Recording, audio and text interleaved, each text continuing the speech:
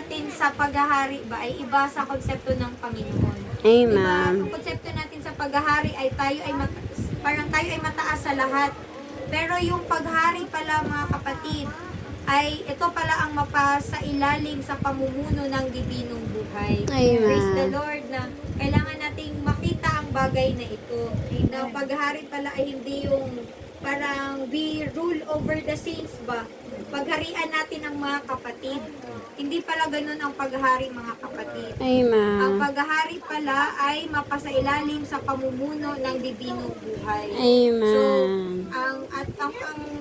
ang paghahari sa buhay hindi pala siya imposibleng bagay. 'Di ba? Kasi nga natanggap na natin ang buhay ng Panginoon. At ang buhay na ito ay hindi ordinaryong buhay, hindi basta-basta na buhay.